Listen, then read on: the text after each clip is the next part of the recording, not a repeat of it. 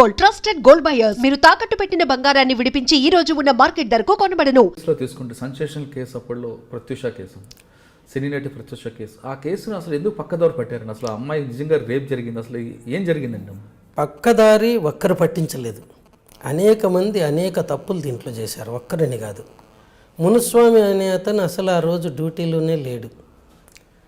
Post mortem చేసిన అతను ఒక జూనియర్ డాక్టర్. అతను అప్పటికి సర్వీస్లో జాయిన్ అయ్యి కేవలం 3 నెలలు మాత్రమే అయింది. ఇంకొక సీనియర్ డాక్టర్ ఒక అతను ఒక మర్డర్ కేసు చేయడానికి పోయినాడు. ఆ రోజు మొత్తం 5 కేసులు వచ్చినాయి, ఇది లాస్ట్ కేసు. దీంట్లో వాళ్ళు చేస్తూ ఉంటే ఈ మునుస్వామి ఇంకిద్దరు డాక్టర్లు ఇంకెక్కడికో పోయిండి, ఆ దారిని పోతూ ఒక సినీ యాక్ట్రెస్ బాడీ ఉందంటే చూడ్డానికి పోయినారు. తర్వాత ఈ శవ పరీక్షలో జూనియర్ డాక్టర్ చేసినప్పుడు ఆఖరి కాలం ఏంటంటే పాయిజనింగ్ కేసులో మేము లోపల ఉన్నటువంటి అవయవాలను ఫారెన్సిక్ సైన్స్ ల్యాబొరేటరీలో కెమికల్ అనాలిసిస్ రసాయనిక పరిశోధన కోసం పెడతాం. అవి పెట్టినప్పుడు కాలం అంటే కాజ్ ఆఫ్ డెత్, మరణం ఎందుకు జరిగింది అనేది ఖాళీగా పెడతాం అది వచ్చేంత వరకు.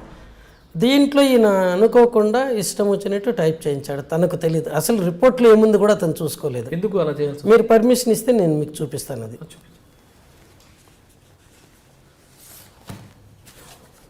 అంటే అతనికి ఎందుకు అనేది ఏం లేదండి, తనకు సబ్జెక్ట్ మీద పటుత్వం లేదు. అంటే అప్పుడు తర్వాత ఇవి చదువుకోవటం కూడా రాదు. దీంట్లో ఏముంది కూడా చూసుకోలేదు. ఈ రిపోర్ట్లో ఏమని ఇచ్చారండి? రిపోర్ట్లో వాళ్ళు ఇచ్చింది ఈ కాలం ఖాళీగా పెట్టారు. ఈ ఖాళీగా పెట్టిన కాలాన్ని ప్రెజర్ ఓవర్ ద నెక్, మెడ పిసికారు. యాస్ఫిక్సియా డ్యూ టు మాన్యువల్ స్ట్రాంగులేషన్, గొంతు పిసికి చంపారు, అది దాని అర్థం. However విజరా preserved for chemical analysis to detect poison if any. అయితే లోపల ఆర్గాన్స్, బాడీ శవ ఆర్గాన్స్ రసాయనిక పరిశీలన కోసం పెట్టాము. Semen collected from vagina for grouping and DNA finger printing అని రాశాడు.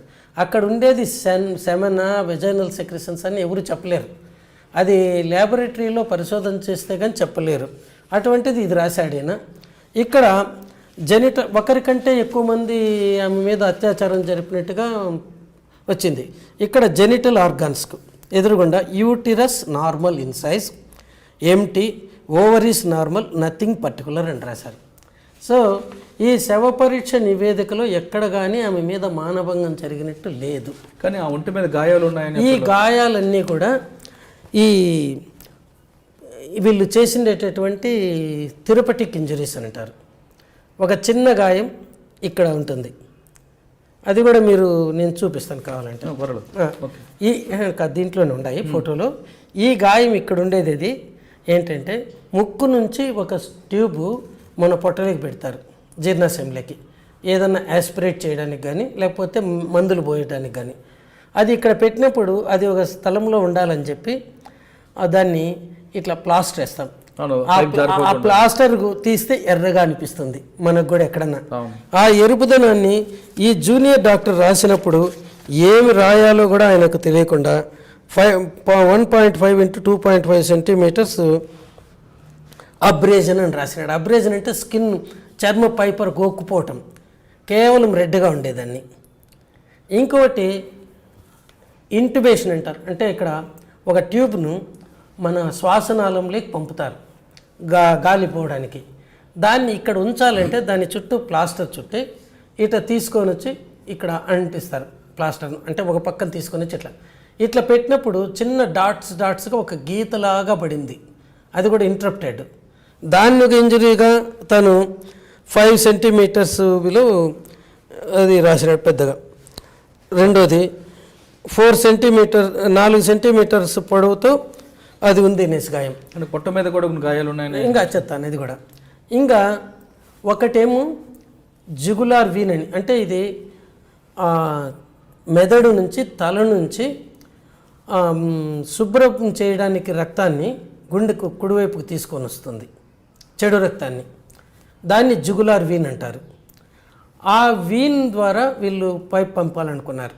దాన్ని వీనస్ లైనింగ్ అంటారు, సెంట్రల్ వీనస్ లైనింగ్ అని. దానికోసం ఏం చేస్తారంటే ఇక్కడ ఒక చిన్న ఘాటు పెడతారు, 1 సెంటీమీటర్ పొడవు. అది పెట్టి ఆ వీన్ తీసి దాంట్లోకి ఈ నీడిల్ గుచ్చుతారు. మనకు మామూలుగా ఇక్కడ చేసేటివే. అప్పటికే ఆమెకు మొత్తం కొద్ది తెలివి తప్పి ఇవన్నీ కూడా ప్రెజర్ తగ్గిపోవడంతో ఈ పని చేశారు. మామూలుగా అయితే ఆసుపత్రిలో ఇక్కడ వస్తారో లేకపోతే ఇక్కడికి వస్తుంటారు. అది ఇక్కడ వీళ్ళు సెంట్రల్ వీనస్ లైనింగ్ అని ఇది చేశారు. అది చేసేటప్పుడు జుగులార్ వీన్ పక్కనే కెరోటిడ్ ఆర్టరీ ధమని, అది మెదడుకు తలకు మంచి రక్తాన్ని సప్లై చేస్తుంది. అది కానీ పొరపాటును కానీ దెబ్బ తగిలితే మనిషి వెంటనే చనిపోతారు, అంటే ఇంకా మెడికల్ నెగ్లిజెన్స్ కింద. దాన్ని పక్కకు నెట్టడానికి ఇలా వేలుతో అన్నాడు. ఇది రెడ్గా అయింది. ఈ రెండింటిని అబ్రేజన్స్ అన్నారు.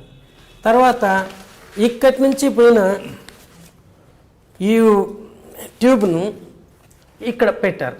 పెట్టిన తర్వాత ఇది ఇట్లా పొజిషన్లో ఉండాలి కదా, 2 కుట్లు వేశారు. జస్ట్ ఇలా అంతే, మామూలుగా ఇట్లా వేసినట్టు దారంతో ఇట్లా కట్టేయడానికి. ఆ రెండింటినీ కూడా ఈయన అబ్రేజన్స్ అనుకున్నాడు. సో ఇక్కడ అయింది ఇదొకటి, ఇవి రెండు 6 అయినాయి. ఇంకా ఇక్కడ డ్రెస్సింగ్ పెడతారు. డ్రెస్సింగ్ పెట్టిన తర్వాత ఒక ప్లస్ లాగా టేప్ వేస్తారు. ఇక్కడ పోయిన టేపు ఇటు సైడ్ది ఈ కాలర్ బోన్ దీని మీద వెళ్ళింది. అక్కడ అదిమితే అది రెడ్గా ఉంది, అదొక అబ్రేషన్ అని రాసినారు. అంటే ఇదంతా అనుభవపూర్వం అనుభవం ఏమాత్రం కూడా లేకపోవడంతో జూనియర్ డాక్టర్ రాసినాడు.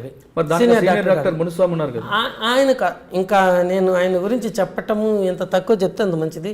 79లో ఎండీలో జాయిన్ అయ్యి 3 ఏళ్ల కోర్సులో 92లో కంప్లీట్ అయింది. అప్పుడు ఏంటంటే ఎంటీ పేపర్లు ఇస్తే పాస్ అయ్యే కాలంలో ఆయన ఒక్కడిగా చాలా మంది అట్లా అయినారు. 100కి 60 మంది ఆ టైప్ వాళ్ళే ఉండారు మా దగ్గర. ప్రత్యూష మీద అత్యాచారం జరిగిందంటారా? చెప్తాను, ఇది పూర్తిగా చెప్తాను. ఇది కూడా ఎందుకంటే ఇవన్నీ కూడా ఈ డీసీ షాక్ అనేది లాస్ట్లో మనం చనిపోయిన డిక్లేర్ చేసామన్నప్పుగా ఆసుపత్రిలో ఏం చేస్తారు, ఈ బ్రెస్ట్ బోన్ కింద బాగా ఇట్లా గట్టిగా ఒత్తి ఇచ్చేస్తారు. దీనికి బదులు ఇప్పుడు ప్రజెంట్ ఆసుపత్రుల్లో ఎలక్ట్రిసిటీ పంపిస్తారు, డైరెక్ట్ కరెంటు. ఆ కరెంట్ ఇట్లా పంపినప్పుడు ఇక్కడ జల్లీ రాస్తారు, రెసిస్టెన్స్ రాకుండా ఎర్రగా కాకుండా ఉండడానికి. కానీ వీటికి రాయరు. ఈ ఆడవాళ్లకు బ్రెస్ట్ ఉండటంతో ఇట్లా ఆనుకుంటే ఇక్కడొక గీత ఇక్కడొక గీత పడింది, ఇవి 2. దీన్ని కూడా ఒక గీతలాగా ఇట్లా వస్తే 8 × 4 సెంటీమీటర్లు అని రాసినారు. అంటే 8 సెంటీమీటర్లు పొడవు, 4 సెంటీమీటర్లు వెడల్పు, రెడ్గా ఒక గీత, అది అబ్రేజన్ కూడా కాదు. సో ఇలా రాసినారు. తర్వాత ఈ చేతికి 3 మస్కిటోస్ చీమలు గరిస్తే ఏర్పడతాయి కదా, ఆ టైపు 3 ఉన్నాయి. ఇక్కడ మల్టిపుల్ 2 × 3 సెంటీమీటర్స్ దూరంలో. ఇవేంటంటే బ్లడ్ గ్యాస్ అనాలిసిస్. అంటే మనము ఆర్టరీ నుంచి వీనస్ బ్లడ్ చెడు రక్తం తీసుకోవాలంటే పెద్ద కష్టం కాదు, ఇట్లా పైకి వస్తుంది కాబట్టి ఇక్కడ అదితే ఉబ్బుతాయి. ఈ ఆర్టరీ నుంచి తీస్తే అట్లా కాదు, దాంట్లోకి ఇట్లా ట్రై చేయాలి నీడలు. ఇటువైపు 3 సార్లు ట్రై చేసినారు, ఇక్కడ చాలాసార్లు ట్రై చేసినారు ఈ ఏరియాలో. వాటిని కంట్యూజన్స్ అని రాసేసినారు, మల్టిపుల్ మార్క్స్ ఉన్నాయనేసి. ఇంకా 2 ఈ లోపల చరస్ చంద్ర అని డాక్టర్ను కేర్ హాస్పిటల్ మార్కెట్ నుంచి పిలిపించారు. ఆయన 10:30కి అట్లా వచ్చినాడు నైట్. ఆయన ఇక్కడ కట్ చేసి ముందు లెఫ్ట్ సైడ్ కట్ చేసినాడు, అంటే ఫీమరల్ ఆర్టరీ ఇక్కడి నుంచి పోయే దమన్లో.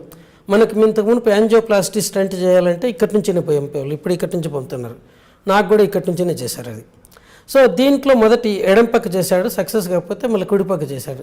ఇవి ఆమె మీద ఉన్న మొత్తం గాయాలు. ఒక్కటి కానీ అబ్రేజన్ లేదు, కంట్యూజన్ లేదు, కేవలం థెరపటిక్ గాయాలు చిన్నవి. ఇది ఒక్కటి కొద్ది కట్ చేసింది, ఇవి 2 దీన్ని కాల్చినవి, ఇవి 2 ఇంజెక్షన్. డాక్టర్కి ఎక్స్పీరియన్స్ లేకపోవడం, కింద డాక్టర్కి ఎక్స్పీరియన్స్ లేకపోవడంతో అది ఫస్ట్ ఘాటంతో అమ్మాయి కేసు అందుకోసం దీంట్లోనే మేము ఒకటి ఏంటంటే one photo is more than enough for 1000 words అంటాం. లేకపోతే నాకు కూడా వాళ్ళు కానీ అబ్బాయి ఫోటోలు తీయించారు కాబట్టి వానికి థ్యాంక్స్ చెప్పాలా, ఆ చిన్న జూనియర్ డాక్టర్కు. ఫోటో కానీ తీయకపోతే అవనేమో 4 సెంటీమీటర్ల పొడవు, ఇవన్నీ కంట్యూజన్స్ ఏమో అని అనుకునేవాడిని. ఆ అమ్మాయి చనిపోవటము విషం సేవించటం వల్ల. ఇద్దరూ కూడా 1993-96 మధ్యలో ఇక్కడ గౌతమి జూనియర్ కాలేజ్ సంజీవ్ రెడ్డి నగర్లో ఇంటర్మీడియట్ చేసేవాళ్ళు. ఇంటర్మీడియట్ తర్వాత అమ్మాయి హోటల్ మేనేజ్మెంట్ కోర్సులు చేరింది, అబ్బాయి వాసవి ఇంజనీరింగ్ కాలేజీలో ఇంజనీరింగ్ చదువుతున్నాడు. ఈ అబ్బాయి వాళ్ళ ఇంటికి అప్పుడప్పుడు అమ్మాయికి అవసరం పోయేవాడు, ఆ అమ్మాయి వీళ్ళిద్దరు కలిసి తిరిగేవాళ్ళు. వాళ్ళ తల్లిని కూడా 2 సార్లు భువనగిరిలో ఒకసారి బొమ్మల రామారాం అనే చోట ఆమె పనిచేసే చోట కూడా వదిలినట్టు ఆమె తన సమాధానం చెప్పింది కోర్టులో, అంటే తన ఇచ్చే సాక్ష్యంలో. ఇది వీళ్ళిద్దరూ ముందు ఫ్రెండ్సే అనుకున్నారు. ఒక 9 నెలలు సుమారు 9 నెలల ముందు వీళ్ళిద్దరి మధ్యలో ఏదో నడుస్తూ ఉంది అనే అనుమానం తల్లికి జరిగితే ఆమె నిలదీసి అడిగితే అమ్మాయి అవును ఆ అబ్బాయిని ప్రేమిస్తున్నాను, ఆ అబ్బాయిని పెళ్లి చేసుకుంటానంటే 1 నెల రోజులు చెప్పి చూసింది. వద్దమ్మా నువ్వు నీ ఇప్పుడిప్పుడే పైకి వస్తున్నావు, కెరీర్ పాడు చేసుకోకు అనేసి. తర్వాత వాళ్ళ మేనమామ కూడా, అంటే ఈ ప్రత్యూష వాళ్ళ అన్న ఆయన కూడా చెప్పినాడు, ముందు వాళ్ళ తల్లిదండ్రులతో మాట్లాడండి అని. వాళ్ళ తల్లిదండ్రులకు మాత్రం ఈ అమ్మాయి చనిపోకమును 1-2 నెలల ముందే తెలిసింది. తెలిసిన తర్వాత అబ్బాయి దగ్గర ఉన్న మొబైల్ ఫోన్ లాగేసుకొని వాడి మీద రెస్ట్రిక్షన్స్ పెట్టాడు. అప్పుడు ఈ అమ్మాయి ఎప్పుడన్నా అబ్బాయిని కలవాలనుకుంటే వాళ్ళ ఫ్రెండ్ ఒకరికి ఆయన మొబైల్ ద్వారా కాంటాక్ట్ చేసేది. అట్లే సిద్ధార్థ్ కావాలనుకుంటే ఫ్రెండ్ దగ్గరికి ట్యూషన్ అనేది కంబైన్డ్ స్టడీకి పోతున్నాను ఇట్లా. ఈ క్రమంలో ఈ సిద్ధార్థ్ ఇంట్లో గొడవ ఎక్కువైతా ఉంది రోజు రోజుకు. 13వ తేదీ ఫిబ్రవరి 2002లో ఈ కంట్రీ క్లబ్లో ఈ సిద్ధార్థ్ వాడి ఫ్రెండ్ సూరజ్ అని వాళ్ళ కజిన్ అట, ఆ అమ్మాయి మేనమ్మ కూతురు ప్రఫుల్ల సిరి 10 గంటలప్పుడు ఉదయం 10-10:30 మధ్యలో కలిసి ఒక నిర్ణయానికి వచ్చారు. ఇప్పుడు ఈ అబ్బాయి ఇంట్లో చాలా తీవ్రంగా ఈ మనస్పర్ధలు ఉన్నాయి కాబట్టి వీళ్ళిద్దరూ ఒకరితో ఒకరు మాట్లాడుకోవడానికి కానీ ప్రయత్నం చేయకూడదు, ఈవెన్ ఫోన్లో కూడా దూరంగా ఉండాలా. మేలో ఆ అబ్బాయికి ఇంజనీరింగ్ అయిపోయిన వెంటనే ఆ అబ్బాయి తల్లిదండ్రులు కానీ ఒప్పుకోకపోతే వీళ్ళు రిజిస్టర్ మ్యారేజ్ చేసుకునేట్టుగా. తర్వాత 14వ తేదీ ఫిబ్రవరి ఆ రోజు ఈ అమ్మాయి చాలా ఆశగా చూసింది అబ్బాయి నుంచి ఫోన్ కాల్ కోసరం. అదే సమయంలో అబ్బాయి చుట్టూ చాలా గట్టి కాపలా పెట్టారు.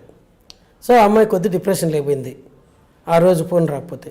మళ్ళీ 23వ తేదీ అది శనివారం, అదే ఫిబ్రవరి నెలలో 2002 9 గంటల ప్రాంతంలో అబ్బాయి ఫోన్ చేసి మా ఇంట్లో ఎవరు ఒప్పుకోవటం లేదు, మా అమ్మ ససేమరు ఒప్పుకోవటం లేదు, మనం కానీ పెళ్లి చేసుకుంటే ఇంటిళ్ళ పాయిజన్ తీసుకొని చనిపోతామంటున్నారు నిందట. దాంతో ఈ అమ్మాయి అర్ధ గంట సేపు వాడి మీద ఫోన్లోనే ఎగిరిందట, గట్టిగా మాట్లాడుతూ ఉన్నింది. మాట్లాడుతూ ఉంటే తల్లి అడిగితే ఏంటంటే ఇదట వాళ్ళ ఇంట్లో ఒప్పుకోవటం లేదట, అది ఇది అంటే కూల్ డౌన్ కొద్ది టైం ఇవ్వు వాళ్ళు కూడా సర్దుకోవడానికి, ఇప్పుడిప్పుడే కదా తెలిసింది నీ తల్లి చెప్పింది. ఆ తర్వాత సాయంకాలము 4 గంటల ప్రాంతంలో హెయిర్ డ్రెస్సింగ్కి పోతానని ఇక్కడ fairy beauty parlour Rajiv Gandhi సర్కిల్కి వచ్చింది. వీళ్ళు ఉండేదేమో తార్నాకాలో. ఆ మరుసటి రోజు ఆదివారం రోజు ఈమె బెంగళూరు పోవాల్సి ఉన్నింది ఒక సినిమా షూటింగ్ కోసం. అది ఫస్ట్ సినిమా ఆఫర్ అట కన్నడ మూవీలో. దానికి పోవాలనేసి అక్కడి నుంచి ఇదే పనికి ఇక్కడికి వచ్చిన తర్వాత సిద్ధార్థ్ ఫ్రెండ్ ఫోన్ చేసి సిద్ధార్థ్ని చెప్పండి మేము ఇక్కడ ఉన్నామనేసి ఈమె ఇది వచ్చేప్పటికి మళ్ళీ డ్రెస్సింగ్ ఉంటే ఈ లోపల 5:30కి ఆ అబ్బాయి వచ్చినాడు కారుతో. ఆ హార్న్ విని ప్రఫుల్ల సిరి కిందికి దిగొచ్చింది. ఈ అమ్మాయికి 6 గంటల ప్రాంతంలో ఈ హెయిర్ డ్రెస్సింగ్ అయిపోతే దిగొస్తే ఆ అబ్బాయిని చూస్తామనంటే ఈ అమ్మాయి ఏడవటం మొదలుపెట్టింది. అమ్మాయిని చూసి అబ్బాయి ఏడవటం మొదలుపెట్టారు రోడ్డు మీద. దారింటి పోయేవాళ్ళు వీళ్ళ వెంట చూస్తామంటే ఈ ప్రఫుల్ల సిరి వాళ్ళ మేనమామ కూతురు ఈ అమ్మాయి కొద్దిగా ఎంబరేసింగ్ ఎక్కడన్నా కూర్చొని మాట్లాడుకుందాం రండి అంటే అప్పుడు ఈ అబ్బాయి నా కారులో కూర్చొని మాట్లాడుకుందాం అన్నాడు. ఈ అమ్మాయి నేను సిద్ధార్థ్ పోయి అట్టే తిరుగు వస్తాం మేమిద్దరమే సపరేట్గా మాట్లాడుకుంటాం, నువ్వు ఇక్కడన్నా ఉండు లేకపోతే ఇంటికన్నా వెళ్ళిపో అని చెప్పిందట. చెప్పి అలా వెళ్ళిన తర్వాత 6:30 మధ్యలో అంటే 6:35 అని రాసినారు పోలీసులు దాంట్లో రిపోర్ట్లో జడ్జిమెంట్లో. ఈ అమ్మాయికి తేజ ఆఫీస్ నుంచి ఆనంద్ అని వాళ్ళ కో డైరెక్టర్ ఫోన్ చేసి నీకు జయం ఫిల్మ్లో లీడ్ రోల్ సెలెక్ట్ చేసుకున్నాము రమ్మని చెప్పాడట. అది వెంటనే వాళ్ళ అమ్మకి చెప్పింది. వాళ్ళమ్మ ఇన్ టర్న్ ఈ అమ్మాయి ఫ్రెండ్స్కి అందరికీ చెప్తే వాళ్ళు ఈ అమ్మాయిని కాంటాక్ట్ చేస్తూ ఉన్నారు. అందుకే కోర్టులోనే ఉంది. ఈ అమ్మాయి ఫోన్ కంటిన్యూస్గా మోగుతూనే ఉన్నింది. అది కోర్టు మెయిన్గా రావటం. తర్వాత 7 గంటలకు ప్రాంతంలో ఈ అమ్మాయికి ప్రఫుల్ల సిరికి ఫోన్ చేసి నువ్వు మేము తేజ ఆఫీస్కి పోయి సంతకం పెట్టేసి వస్తాము, నువ్వు పంజగుట్ట దగ్గర ఉండు, తిరిగిపోయేటప్పుడు పికప్ చేసుకొని పోతామన్నారు.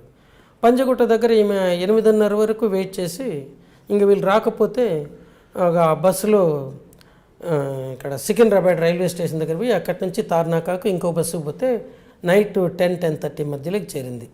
చేరితే అప్పుడు ఉస్మానియా యూనివర్సిటీ నుంచి ఒక హెడ్ కానిస్టేబుల్ అక్కడికి వచ్చి ఈ అమ్మాయిని అడిగారు. ఇక్కడ ఒక అమ్మాయి పాయిజన్ తీసుకొని కేర్ హాస్పిటల్లో చేరిందట, నీకు తెలుసా అంటే తెలియదు, లేదు అని చెప్పిందట అమ్మాయి. తర్వాత వీళ్ళ అత్తకు ఫోన్ చేసింది, నిజమేనా అనేసి. అవును, ఇక్కడ కేర్ హాస్పిటల్లో బంజారాలో చేరింది అమ్మాయి అంటే. ఇది ఈ విషయం ఇక్కడ అంటే ఉస్మానియా యూనివర్సిటీ పోలీసులకు ఇద్దరు పోయి కూడా వాళ్ళు ఇది ఈ విషయం పక్కదారిని పడతామంటే మాకు ఇన్ఫర్మేషన్ ఇచ్చినారని కూడా చెప్పలేదు. ఈ లోపల ఇక్కడ హాస్పిటల్కు వీళ్ళు చేరింది 7:30, 7:15 ఒకసారి ఈ అమ్మాయి అంటే ప్రత్యూష తల్లి ఏమని అడిగింది, ఏమ్మా ఇంకా రాలేదంటే, తేజ ఆఫీసుకు పోయి సంతకం పెట్టి వస్తాము అగ్రిమెంట్లోన, నాతో పాటు సిద్ధార్థ్ ఉన్నాడు అని చెప్పిందట. మళ్ళీ ఈమెకు వీళ్ళు 7:30-8 మధ్యలో వీళ్ళ ఫ్రెండ్స్కి ఫోన్లు చేసి బాగా చదవండి అది ఇది చెప్పిన తర్వాత పోతామంటే, ఏం రేపు ఇట్లా మాట్లాడుతున్నారంటే, ఏం లేదులే మీరు కేర్ బంజారా హాస్పిటల్కి రండి తెలుస్తుంది అన్నారు. అక్కడ 7:30-8 మధ్యలో చేరితే కమలాకర్ రావు అనుకుంటాను ఆయన పేరు, వాళ్ళ ఆర్ఎంఓ చూసినాడు. చూసి వీళ్ళను వార్డ్ బాయ్ అమ్మాయిని వీల్ చైర్లో తీసుకొని పోతూ ఉన్నాడు. దిగుతూ ఉన్నట్టు అమ్మాయి వాంతి చేసుకునింది.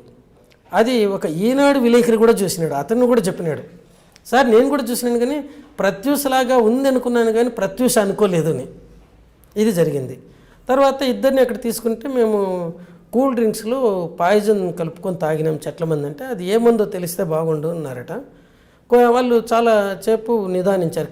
కేర్ హాస్పిటల్ చేసిన తప్పు ఏంటంటే ఇటువంటి కేసుల్లో ఇమీడియట్గా ఒక్క క్షణం కూడా వేస్ట్ చేయకుండా తీసుకొని స్టమక్ వాష్ చేసేలా. దీంట్లో వీళ్ళని అసలు చేర్చుకునేదా లేదా ఈ డైలమాలో పడ్డారు. ఎందుకంటే అంతవరకు వాళ్ళు పాయిజనింగ్ కేసు ట్రీట్మెంట్ ఇవ్వలేదు, ఎలా చేయాలో ఏం పాయిజనో చెప్పటం లేదు, ఏదో కూల్ డ్రింక్లు కలుపుకున్నామని. మళ్ళీ ఆఖరికి 8 గంటలకు చేర్చుకున్నారు. 8 నుంచి 8:20 మధ్యలో 3 పోలీస్ స్టేషన్లో ఫోన్ చేసినారు. మొదట బంజారా హిల్స్ పోలీస్ స్టేషన్కి ఫోన్ చేసినారు. చేస్తే వాళ్ళు మీ ఆసుపత్రి పంజగుట్ట పోలీస్ స్టేషన్ పరిధిలో ఉంది, వాళ్ళని కాంటాక్ట్ చేయమన్నారు. పంజగుట్టకు చేస్తే మీరు ఉస్మానియా యూనివర్సిటీ కాంటాక్ట్ చేయమన్నారు ఈ అమ్మాయిని గురించి. ఉస్మానియా యూనివర్సిటీకి చేస్తే మీరు చెప్తా ఉండేది బార్డర్ ఏరియా, అది ఉప్పల్ కింద వస్తుందో తార్నాక ఉస్మానియాకి వస్తుందో తేల్చుకొని వాళ్ళకి చేయండి అన్నారు. అది వాళ్ళు స్పందించిన విధానం ఇక్కడ పోలీసుల గురించి చెప్పాలంటే. తర్వాత 10:30కి వీళ్ళు పోయిన తీసుకుని కూడా నైట్ 2 గంటలప్పుడు ఒక కార్ డ్రైవర్ను సుమో మోటార్తో ఈ 3 పోలీస్ స్టేషన్లకు అడ్రస్ చేసిన ఇంటిమేషన్స్ ఎమ్మెల్సీ ఇంటిమేషన్స్ పంపినారు. బంజారా హిల్స్ వాళ్ళేమో అబ్బాయి తీసుకొని ఏఎస్ఐ వచ్చి అమ్మాయి మాట్లాడేట్టుగా లేదు, అబ్బాయి అంతవరకు ట్రీట్మెంట్ స్టార్ట్ అయిందా? ట్రీట్మెంట్ జరుగుతూనే ఉంది. అంటే ఇక్కడ ఒకటి అంటే పోలీసులది కూడా ఒకటి కవర్ కావాలి కదా, ఎంత నిర్లక్ష్యం అంటే ఇంత ఇష్యూ కావడానికి ఏంటనేది. ఇక్కడ పోతే వాళ్ళు బంజారా హిల్స్ అబ్బాయిది చూసి నోట్లోన ముక్కులోన గొట్టాలు ఉన్నాయి, మాట్లాడే పరిస్థితుల్లో లేడు అని రాసుకొని విన్నాడు. అమ్మాయి కూడా పక్కన ఉందంటే వాళ్ళు తిట్టుకున్నారట, మన ఇద్దరు పాడు చేస్తారనేసి. తర్వాత పంజగుట్ట వాళ్ళు ఇద్దరు తీసుకోలేదు. ఉస్మానియా యూనివర్సిటీకి పోతే వాళ్ళు తిట్టి పంపినారట, మీకు పని పాట లేదు, మా ఏరియాలో ఎవరు పాయిజన్ తీసుకోలేదని. వీడు మళ్ళీ 4 గంటలకు తిరిగి వచ్చినారు. మరుసటి రోజు 11 గంటలకు ఈ ఆర్ఎం ఎవరైతే అంత మునుపు రోజు చూసినాడో తనే స్వయంగా సిసిఎస్కు సెంట్రల్ క్రైమ్ స్టేషన్కి పోయినాడు. అక్కడుండే ఆఫీసర్ని కలిసి, సార్ అమ్మాయి కండిషన్ క్రిటికల్గా ఉంది, ఇంతవరకు ఎవ్వరూ రాలేదు ఆ అమ్మాయి గురించి, ఎప్పుడు చనిపోతుందో తెలియదు, అలా క్రిటికల్గా ఉందంటే అక్కడ ఉండే పోలీస్ ఆఫీసరు వాళ్ళు ఎక్కడ పాయిజన్ తీసుకున్నారో తెలుసుకొని ఆ పోలీస్ స్టేషన్కి చెప్పండి అన్నారట. ఇది జరిగింది. ఇంకా ఆయన ఏం చేయాలో తెలియదు. ఈ లోపల ఆయనతో మాట్లాడుతూ ఉన్నప్పుడే ఈ అమ్మాయి చనిపోయిందని ఫోన్ వచ్చింది 11:45కు. అప్పుడు వస్తే ఇంకేముంది, ఆ అమ్మాయికి సంబంధించిన వాళ్ళు ఉస్మానియా యూనివర్సిటీ పోలీస్ స్టేషన్కి పోయి అక్కడ కంప్లైంట్ ఇవ్వనండి, వాళ్ళు వచ్చి బాడీ హ్యాండ్ ఓవర్ చేసుకుంటారని. అంటే వాళ్ళు వచ్చి బాడీ హ్యాండ్ ఓవర్ చేసుకునేంత వరకు ఇక్కడ ఆసుపత్రిలో శవాన్ని పెట్టుకోవాలా. ఇది ఆయన ఇచ్చిండేది. తర్వాత ఈయన ఆర్ఎంఓ మళ్ళీ ఇక్కడికి వచ్చి తల పట్టుకొని విచారంగా కూర్చోంటే అప్పుడు సంగీతారెడ్డిని వాళ్ళ దగ్గర రిసెప్షనిస్ట్గా పనిచేసిపోయింది ఒక అమ్మాయి. వాళ్ళ ఫాదర్ విఠల్ రెడ్డిని డిఎస్పీగా ఉన్నాడు, ఇప్పుడు నోమోర్. ఆ అమ్మాయి తన ఫాదర్ ఫ్రెండ్ జగన్నాథరావు అని ఒక అడిషనల్ ఎస్పీ, ఆయనకు ఫోన్ చేసింది, సార్ ఇట్లా ఉంది ప్రాబ్లం అంటే ఆయన పంజగుట్ట పోలీసులకు ఫోన్ చేస్తే వాళ్ళు వచ్చి వాళ్ళ దగ్గర నుంచి రిక్విజిషన్ తీసుకొని కేసు రిజిస్టర్ చేసుకొని శవాన్ని తీసుకెళ్ళి ఇక్కడ నిమ్స్లో పెట్టారు. ఇది కేసు దీంట్లో జరిగింది. పోలీసులు దీని గురించే కోర్టు జడ్జిమెంట్లో it is the supine indifferent attitude of the police అన్నారు. ఇది ఇక్కడ జరిగింది. ఇంకా ఈ బట్టలది ఒకటి ఉంది దీంట్లో. ఈ తల్లికి ఎప్పుడైతే వీళ్ళు ఈ అమ్మాయి ఇచ్చిన అడ్రస్ ప్రకారమే ఈ అమ్మాయిని ఐసీసీయూలో చేర్చారు, ఇంటెన్సివ్ కొరోనరీ కేర్ యూనిట్లో. అబ్బాయినేమో అక్యూట్ మెడికల్ కేర్ యూనిట్లో చేర్చారు. మళ్ళీ 10:30 తర్వాత అబ్బాయిని కూడా ఐసీసీయూలోకే చేర్చారు. అంటే ఈ అబ్బాయి పెద్ద గొడవ చేస్తున్నట్టు, నేను నా ఫ్రెండ్ దగ్గరనే ఉండాలనేసి ఇంకా వాడి బాధ తట్టుకోలేక అక్కడికి చేర్చినారు. ఇద్దరు కూడా ఐసీసీయూలోనే ట్రీట్మెంట్ తీసుకుంటూ ఉన్నారు. ఈ తల్లికి ఫోన్ చేసినప్పుడు 8 నుండి 8:20 మధ్యలో ఒక సపరేట్ డ్రెస్ తీసుకురండి అన్నారు. ఈ డ్రెస్ కూడా మేము అమ్మాయి దాంట్లో యూరిన్, మూత్రము, తర్వాత ఇవన్నీ పోయింది, కొద్ది టైట్గా ఉంటే కట్ చేసి తీసేసాము, మీరు అమ్మాయికి వేయడానికి వేరే డ్రెస్ తీసుకురమని. అది డ్రెస్ విషయంలో. తర్వాత ఈ అమ్మాయి మూర్చలేకపోయిన తర్వాత మళ్ళీ రివైవ్ చేసినారు, ఇవన్నీ ట్రై చేస్తున్నారు. ఈ లోపల వీళ్ళకు ఈ ఆర్టీరియల్ లైనింగ్ ఇవ్వటం రాదు. చరస్ చంద్ర అని ఇంకో డాక్టర్, ఆయన పల్మనాలజిస్ట్, కేర్ హాస్పిటల్ బంజారా ఇది మార్కెట్ దగ్గర ఉంటాడు. అతన్ని పిలిపిస్తే ఈయన ఇది పెట్టాడు. ఇది జరిగింది. మళ్ళీ నెక్స్ట్ డే ఆ అమ్మాయి 11:45 చనిపోయింది. అంటే 14 గంటల 45 నిమిషాలు ఆసుపత్రిలో బ్రతికుంది. ఇవి జరిగింది. ఈ తల్లి కూడా ఒక స్టేట్మెంట్ 13వ తేదీ మార్చి 2002లో మీడియాకి ఇచ్చింది. నేను పోయిన వెంటనే వాళ్ళు నన్ను రానివ్వలేదు, ఒక అర్ధగంట టైం తీసుకొని మళ్ళీ రానిచ్చారు. అప్పుడు నేను వెళ్తే 7 మంది డాక్టర్లు అమ్మాయి చుట్టూ ఉన్నారు. వాళ్ళలో ఒక డాక్టరు హౌ ఆర్ యూ అంటే ఐఎమ్ ఓకే సార్ అనింది అనేసి. ఇది ఒక విలేకరి నిజంగానే అనిందంటే ఈ కన్నతల్లి అబద్ధం చెప్తున్నావా అనుకుంటామని సిగతమించింది. సో ఇక్కడ రేప్ చేసి గొంతు బిసికి చంపేస్తే తల్లి వచ్చిందని మళ్ళీ వెలుగులోకి వస్తుంది అనేసి ఇది ఇక్కడ జరిగింది. తర్వాత అమ్మాయి ఎందుకు చనిపోయింది, అబ్బాయి ఎందుకు చనిపోలేదు అనేది, ఇది మన శరీరం యొక్క కండరాలను బట్టి ఉంటుంది, ఎంత పెద్దగా ఉండేది. అబ్బాయిల్లో ఫ్యాట్ తక్కువ, కండరాలు ఎక్కువ ఉంటాయి. So per unit gram of టిష్యూకి పాయిజన్ పోయేది తగ్గుతుంది ఒకే మోతాదులో తీసుకుంటే. అమ్మాయిల్లో ఫ్యాట్ ఎక్కువగా ఉంటుంది, ఫ్యాట్కి పాయిజన్ పోదు, కండరాలకు మాత్రమే. అందులోనే వాళ్ళు కాస్త లీన్గా ఉంటారు. ఈ అమ్మాయి అందులో సినిమాలు యాక్ట్ చేస్తుంది కాబట్టి she has to maintain her size. దీనివల్ల ఇక్కడ పోతుంది. తర్వాత నేను అనాలిసిస్లో రిపోర్ట్ వీళ్ళని అడిగిన, నేను కన్వీనర్గా ఉన్నాను కమిటీలో.